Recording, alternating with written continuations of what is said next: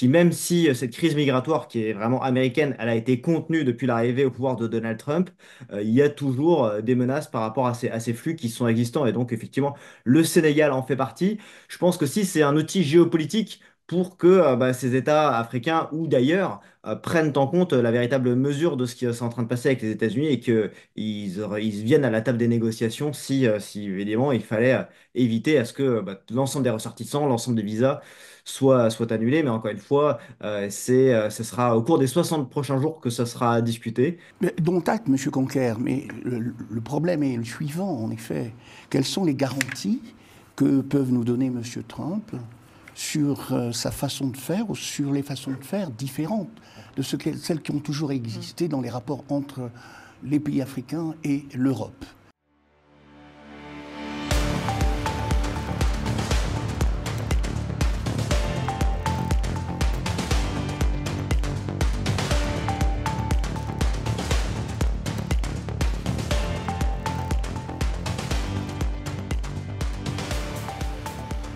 Bonjour, ravi de vous retrouver dans Multipolaire sur Global Africa Télésud.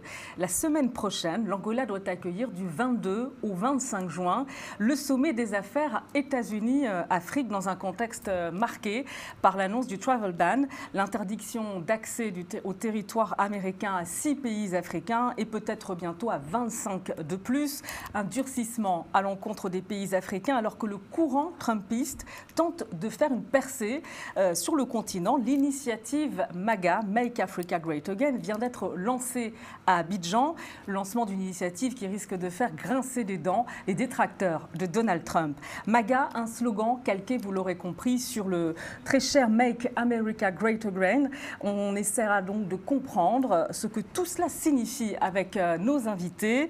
Et avec moi sur le plateau, Lucien Pambou, professeur d'économie, éditorialiste. Bonjour Lucien, Bonjour merci d'être avec Samantha. nous. Bonjour. Avec nous également Régis Soungpé, directeur exécutif d'Interglobe Conseil, expert en géopolitique. Merci d'être avec nous. Merci Samantha. Et puis on retrouve également à distance Nicolas Conquer, porte-parole de Republican Overseas France. Bonjour Nicolas Conquer, merci d'avoir accepté notre invitation. Alors Nicolas Conquer, il y a 2 semaines, non je ne sais pas si c'est tout à fait il y a 2 semaines, mais vous étiez il n'y a pas très longtemps en tout cas à Abidjan pour le lancement de l'initiative MAGA, Make donc Africa Great Again. Quelles sont les ambitions visées ? Alors, l'ambition, elle est très claire, elle est de pouvoir s'inspirer du succès du Trumpisme et de voir dans quelle mesure ça pourrait avoir une prise en Afrique. Moi-même, étant un fervent supporter de Donald Trump, son représentant en France, j'écris actuellement un essai politique sur ce qui est transposable du Trumpisme pour la France et pour l'Europe, et je suis très intéressé de voir comment ça peut inspirer d'autres pays, et notamment l'Afrique, sur des propositions très concrètes et de bon sens qui vont permettre à redonner une fierté, une unité et une prospérité économique à l'Afrique. Et donc, à travers ce mouvement, qui se décline en 5 piliers, il y a une véritable volonté de créer un mouvement. Donc, c'est comme on l'a dit, c'est pas un slogan, c'est pas juste un sommet, ça va être suivi et la création d'antennes locales de ce mouvement Make Africa Great Again. Donc, ça a été initié donc en Côte d'Ivoire par Monsieur Serge Nedro, et la volonté, c'est ensuite de pouvoir susciter que ça soit répliqué dans d'autres pays voisins de manière à créer un grand courant pour lutter contre principalement la grande colonisation culturelle de certaines aides au développement qui est conditionnée par une idéologie progressiste qui va clairement à l'encontre des valeurs conservatrices qu'on va pouvoir trouver en Afrique, mais également redonner à l'Afrique la possibilité de sa propre prospérité et croissance économique plutôt que de s'appuyer uniquement sur des aides. Donc ce mouvement, pour moi, a suscité un grand enthousiasme. Il y a différents pays qui étaient représentés, la Guinée-Bissau, le Ghana.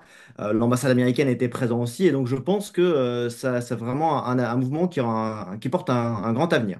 Vous pouvez nous confirmer si réellement il y a un bureau des affaires qui a été installé à Abidjan et pourquoi la Côte d'Ivoire? Et puis vous parliez d'autres pays où l'initiative pourrait être lancée. Est-ce que vous savez déjà quels sont ces pays? Alors, pour moi, ça avait une symbolique assez forte que ce soit initié en Côte d'Ivoire, qui est un pays qui, dans l'histoire africaine, a été moteur, notamment si on reprend les mouvements d'indépendance, C'est à Abidjan que ces mouvements ont pris naissance. Et bien là, il y a aussi une volonté d'être à l'impulsion d'un nouveau mouvement. Et donc, c'est notamment le fait d'un homme qui a théorisé un peu ce concept de l'héritage africain du Trump et donc qui a lancé cette initiative en Angola. C'est là où s'est tenue l'investiture du président et du lancement de mouvement. Mais l'objectif ensuite est de répliquer ça en Guinée-Bissau notamment, en Ghana. Et l'objectif, c'est également de pouvoir infuser ça lors de différents rendez-vous, différents sommets, comme le rendez-vous en Angola la semaine prochaine. Donc le trumpisme africain s'appuie sur les courants souverainistes, ces courants en vogue, notamment au Ghana. Eh bien, en tout cas, l'enjeu, c'est pas d'adouber quel que soit le candidat, c'est vraiment d'arriver à unifier largement et surtout de s'appuyer sur cette jeunesse africaine et donc dans la formation potentiellement de nouvelles figures politiques et d'un nouvel investissement sur ces piliers que sont donc l'économie, une sécurité, le conservatisme africain, lutter contre les dérives du wokisme et aussi faire bloc face à cette émigration qui vise à aller chercher un Eldorado qui n'existe pas. Donc, plutôt que de fuir une réalité difficile, ils sont davantage occupés sur la construction de leur propre pays d'origine. Lucien Pambou, que pensez-vous de cette initiative? Les ingrédients, on vient de l'entendre, du MAGA, de MAGA, c'est la jeunesse, le souverainisme, hein, si l'on comprend bien, l'anti-wokisme et la crise migratoire aussi. Hein. Alors, c'est plus pour moi un concept pragmatique qu'idéologique. Car en effet, dans le MAGA, qu'est-ce qu'on voit? C'est plutôt une démarche transactionnelle que l'on veut appliquer à l'Afrique. Cette démarche transactionnelle qui fait que les pays qui s'y adonneraient devraient se considérer comme étant gagnant-gagnant. Or, la réalité des affaires, puisqu'il faut parler des affaires et non pas d'une coopération, la réalité des affaires fait que, effectivement, on raisonne toujours en termes de coût-bénéfice, il y a des gens qui gagnent et il y a des gens qui perdent. Et il me semble, en effet, que pour l'instant, les pays africains, bien entendu, reçoivent cet élément comme quelque chose de nouveau, comme quelque chose de très important, mais on a du mal pour l'instant à établir un paradigme d'abord opérationnel et de résultat ensuite. Régis? Oui, tout pareil. Moi, je pense que l'idée même de MAGA, elle est très américaine, elle est très trumpiste, parce que je ne suis même pas convaincu qu'au sein même des États-Unis, que le trumpisme ou l'idéologie MAGA soit extrêmement, enfin, soit la plus partagée. Elle est partagée, certes, et d'ailleurs, c'est elle qui a vaincu, c'est elle c'est elle qui est actuellement au pouvoir, mais sur le continent africain, je serais pas perplexe ni sceptique, mais plutôt en attente de voir comment ça va évoluer. Parce qu'on parle quand même de 54 Afriques, on parle d'un continent dont on sait qui a plusieurs réalités économiques, plusieurs réalités politiques.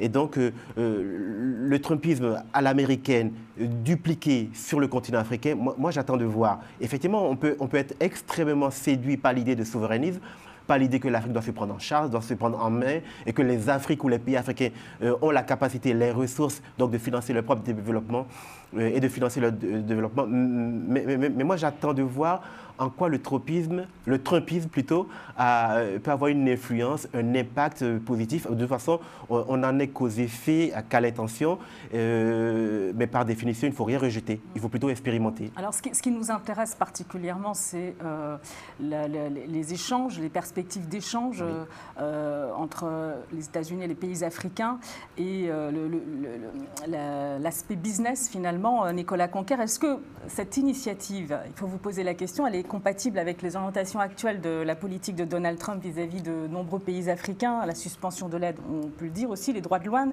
l'interdiction tout récemment du sol américain, je l'ai dit, aux ressortissants de nombreux pays africains, 6 pays, peut-être même 25. Alors, il y a beaucoup de choses dans votre question, mais d'une part, c'est sur le rapprochement entre les États-Unis de Donald Trump et le continent africain. Je pense que la marche est déjà enclenchée. On a vu la dernière fois que je suis venu, on parlait de ces premiers deals en RDC qui se sont vus confirmés auprès du président de RDC. Donc, les choses prennent pied sur tout ce qui est coopération, sécurité. En ce qui concerne les enjeux sur les travel bans, il faut bien évidemment rappeler que ça ne vise pas absolument l'ensemble du continent africain ou une quelconque origine ou religion. Il y a des menaces pour la sécurité nationale. Et encore une fois, c'est peut-être quelque chose dont on peut s'inspirer du Trumpisme, à veiller sur la sécurité et enfin, tout ce qui est la sûreté de ses concitoyens, et donc d'avoir la maîtrise de ses frontières. Tout ça est véritablement cohérent. C'est notamment pour s'assurer que on n'ait pas de menaces sur notre propre territoire. Et donc, je pense que aussi pas mal de pays africains sont également concernés par ces menaces et donc peuvent montrer qu'ils ont la pleine maîtrise de leurs frontières. Ensuite, en ce qui va concerner cet élan, on le voit, et on pourra en reparler plus en détail, mais ce sommet US-Afrique a vraiment volonté à afficher des rapprochements économiques. On en parlait de diplomatie transactionnelle, mais qui, je pense, est quelque chose de plus pérenne et aussi de plus dire, responsable et dans la durée pour les pays africains qui bénéficieraient de ces investissements dans les infrastructures ou dans les projets miniers. Bon, parmi les pays qui pourraient être interdits, les nouveaux pays, on parle du Sénégal. Est-ce que vous pouvez imaginer prendre une telle mesure à l'encontre d'un pays comme le Sénégal, qui constitue quand même un État dynamique hein, dans la sous-région ouest africaine, sur le plan notamment économique? Alors, tout d'abord, il y a ce qui est déjà en place et ce qui considère l'être. Moi, je vais commenter les faits. Je pense qu'il y a des discussions et c'est pas l'œuvre d'un seul homme. C'est pas Donald Trump qui prend ces décisions. C'est sur la base de renseignements, d'agences de renseignements. Et effectivement, il y aura des discussions. Mais à l'heure actuelle, vous voyez, ils n'en font pas partie. On a l'Érythrée, l'Iran, la Libye, la Somalie. Reparlons-en si jamais ça devait être le cas. Toujours est-il qu'il y a des filières d'immigration clandestine qui se font d'ailleurs aussi via l'Amérique latine, qui sont très préoccupantes, qui même si cette crise migratoire qui est vraiment américaine, elle a été contenue depuis l'arrivée au pouvoir de Donald Trump, il y a toujours des menaces par rapport à ces flux qui sont existants. Et donc effectivement, le Sénégal en fait partie. Je pense que si c'est un outil géopolitique pour que ces États africains ou d'ailleurs prennent en compte la véritable mesure de ce qui est en train de passer avec les États-Unis et qu'ils viennent à la table des négociations si évidemment il fallait éviter à ce que l'ensemble des ressortissants, l'ensemble des visas soient annulés. Mais encore une fois, ce sera au cours des 60 prochains jours que ça sera discuté.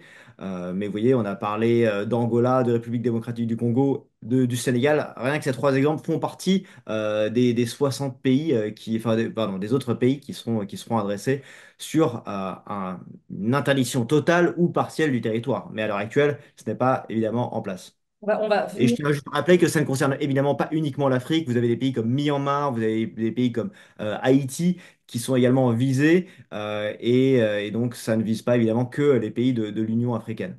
Comment on fait du business dans ce contexte-là, Lucien? Dont acte, M. Conquer, mais le problème est le suivant, en effet. Quelles sont les garanties que peuvent nous donner M. Trump sur sa façon de faire ou sur les façons de faire différentes de celles qui ont toujours existé dans les rapports entre les pays africains et l'Europe? Alors, il faut quand même rappeler que la conception de transaction de la part de M. Trump fait que toutes les considérations, je dirais, morales, éthiques, quasiment humaines, sont quasiment laissées de côté. Or, il y a, en effet, en Afrique, cette volonté-là d'associer à la fois les éléments économiques, les éléments culturels, les éléments sociaux, les éléments politiques. Première question, comment faire et comment dépasser la seule sphère du business pour résoudre ces problèmes-là? Deuxième question absolument importante, comment va faire M. Trump pour ne pas être dans la situation du dominant par rapport aux pays africains qui seraient dominés? Alors justement, vous posez une question essentielle, Régis, parce c'est une certitude, on a évoqué toutes les mesures qui sont mal perçues sur le continent, Totalement. mais il y a une certitude aussi, c'est qu'il existe une élite sur le continent, avec justement très, très favorable à ce courant trumpiste, on peut l'imaginer, avec des attentes précises concernant le business dans le cadre d'un partenariat dit win-win. Oui, qu'il y ait une élite sur le continent africain, sensible, je dirais, aux sirènes trumpistes, c'est possible.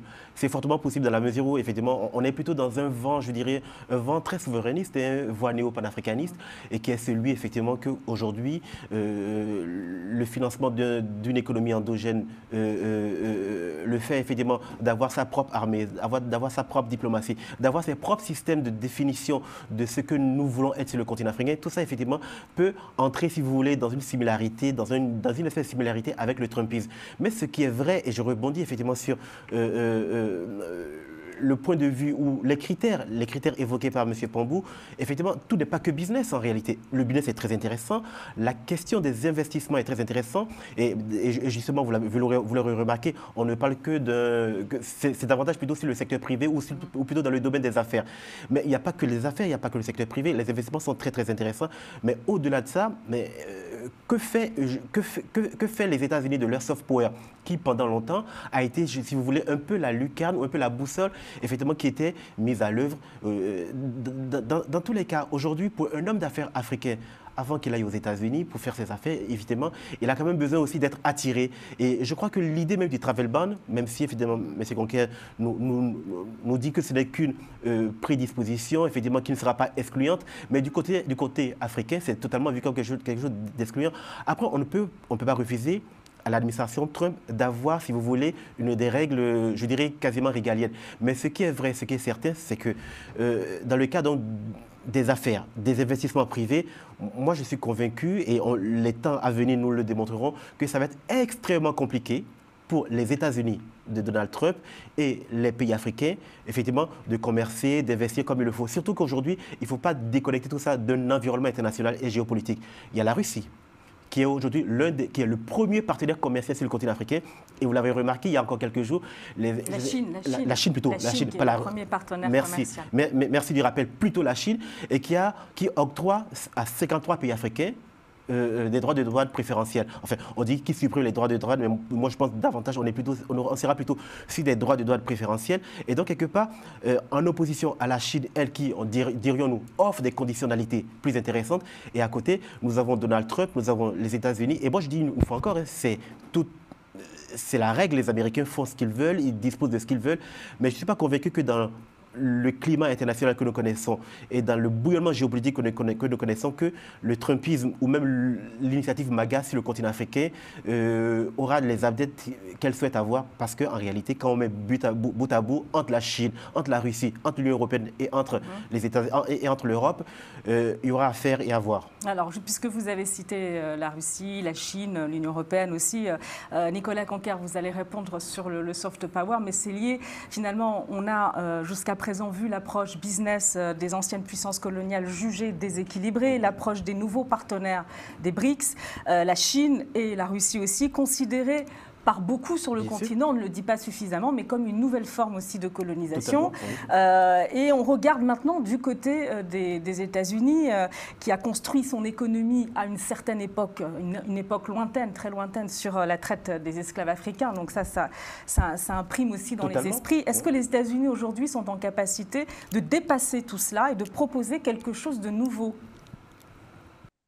Résolument, parce que on l'a dit, il y a des enjeux économiques, indéniablement, il ne faut pas se voiler la face. On en parlera lors du sommet US-Afrique à Luanda en Angola la semaine prochaine.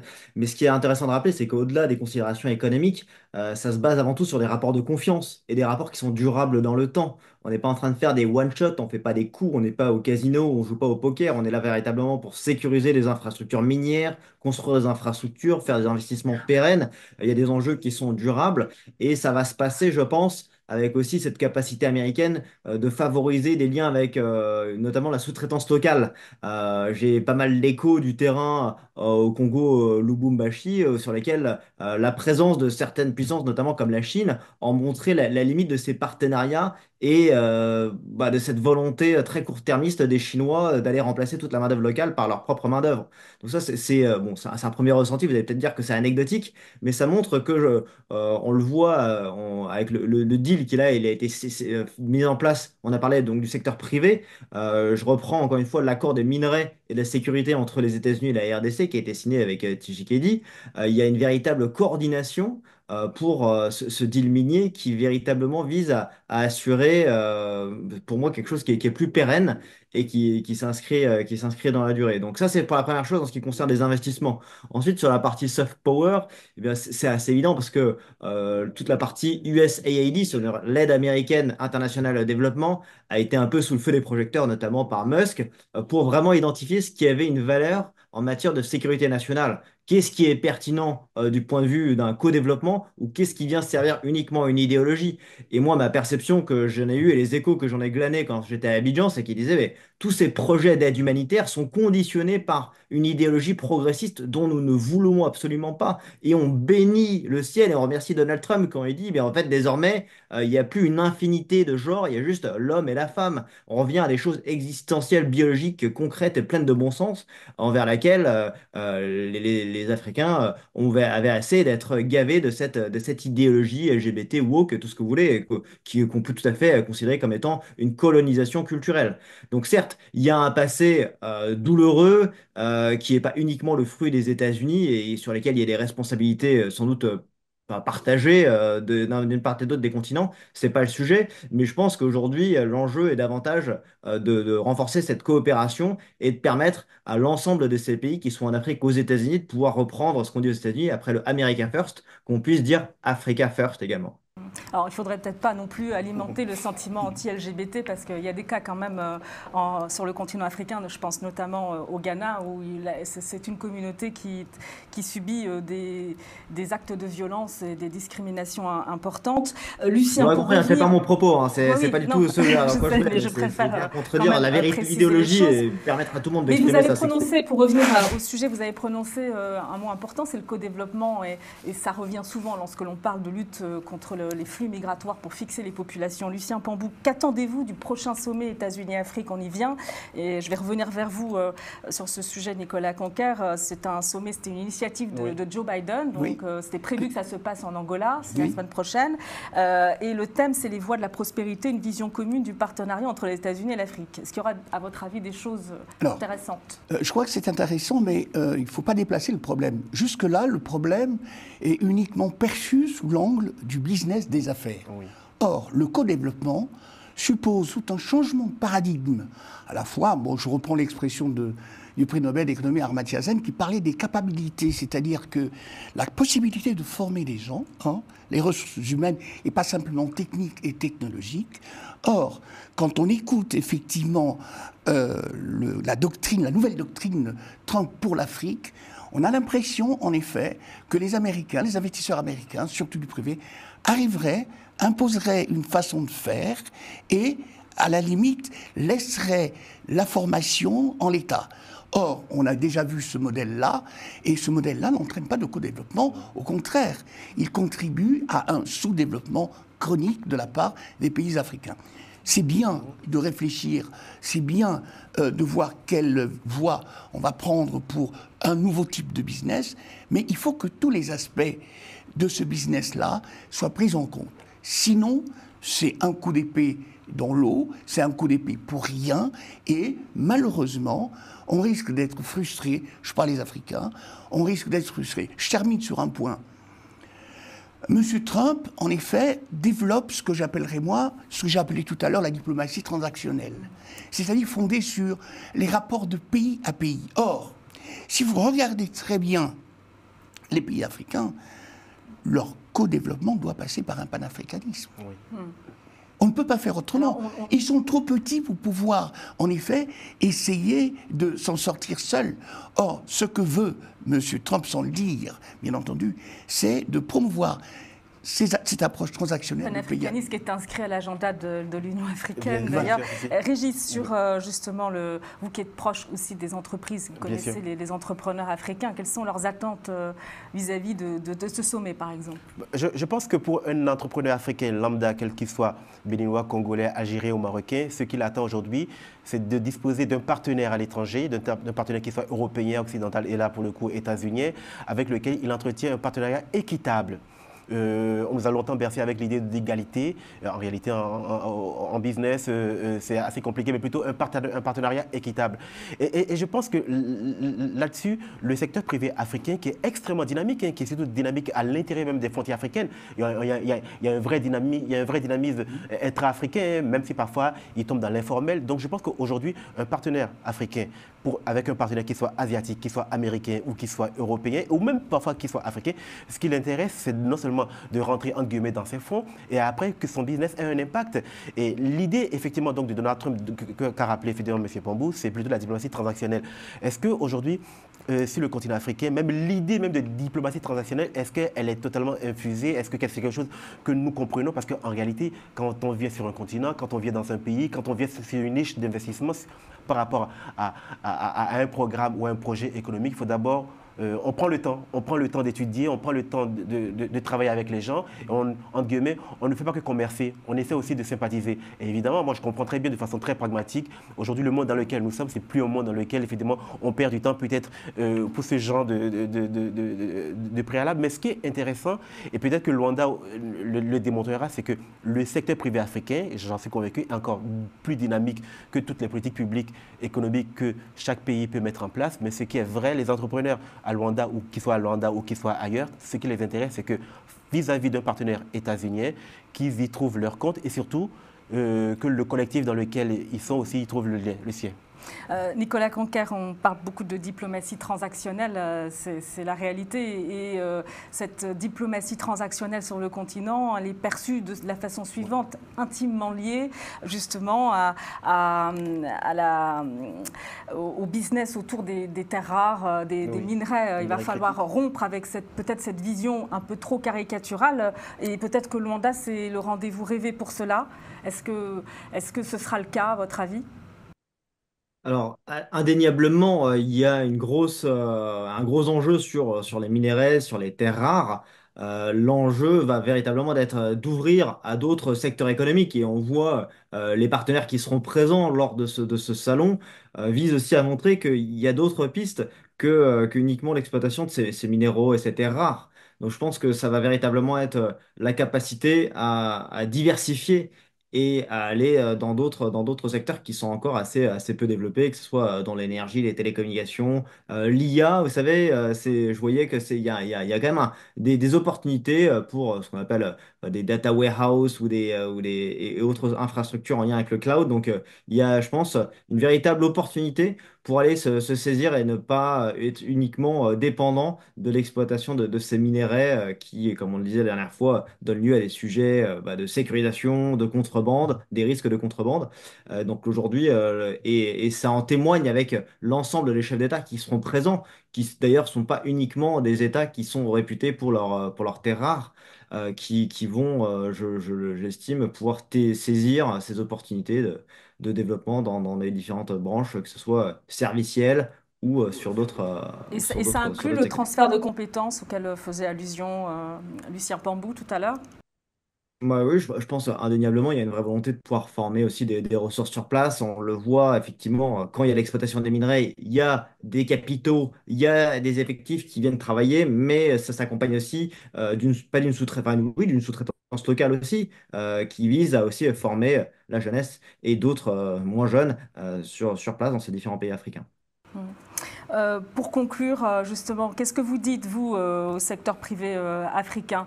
Parce qu'aujourd'hui, bon, c'est vrai que ce sommet, il va avoir lieu à Luanda et il y a un grand projet qui domine l'actualité business entre les États-Unis et l'Angola. Ça inclut aussi la Zambie, la RDC, c'est le corridor de Lobito. On aura l'occasion d'en reparler d'ailleurs dans le courant d'une prochaine émission, certainement. Mais qu'est-ce que vous dites, vous, au secteur privé africain qui va se rendre à ce sommet, justement? Moi, je pense qu'il faut y aller dans les meilleures dispositions. Ça suit, évidemment, vous avez dit que c'était initié par Joe Biden, mais là, désormais, l'administration a changé, mais l'ambition, elle, a changé, de renforcer ses liens et de s'appuyer un petit peu sur ces nouvelles opportunités, de se dire que, certes, c'est moins sur un volet aide humanitaire que vraiment sur un développement économique long terme qui pourra bénéficier largement à ces pays. Et donc, encore une fois, il ne faut pas y aller avec une candeur, une naïveté ou une vassalité, mais je pense qu'il y a une vraie volonté à rentrer dans des relations de partenariat. Et je pense qu'on va assister à vraiment sans doute quelque chose qui sera, encore une fois, assez pérenne et qui va renforcer les relations entre ces deux continents. Lucien Pambou, Régis Oui. Houpé, est-ce qu'il faut y croire réellement pour On- conclure on- rapidement? Moi, je dirais, on ne demande qu'à voir. Hein. Je crois qu'au-delà des chaînes d'approvisionnement, il faudrait créer des chaînes de valeur en Afrique et intégrer la main-d'œuvre africaine et puis aussi réfléchir sur les partages de production, les partages des matières premières. Ce n'est pas parce que l'on n'a pas les compétences nécessaires, alors qu'on est propriétaire, doit être forcément dominé. Régis, Mais, rapidement. tout pareil, moi je dirais partenariat équitable, et on attend de voir, et surtout on ne peut pas rester embrigadé dans les caricatures donc, du Trumpisme, il faut aller voir et regarder comment ça se passait, et puis après, du moment où le secteur africain, s'il arrive à y trouver son compte, tant mieux. Et moi c'est ce que je souhaite. On fera le bilan d'ailleurs de ce sommet. Merci beaucoup Nicolas Conquer, merci Lucien Pambou, merci à vous Régis Houpé. Merci. Merci à tous. Merci Samantha. Et merci à vous de nous avoir suivis. Merci à Romain Kiko demain pour la réalisation de cette émission, à Moustapha Kanté. Et on va se retrouver la semaine prochaine. Vous retrouvez Multipolaire sur nos réseaux sociaux, YouTube, Facebook et TikTok. À la semaine prochaine.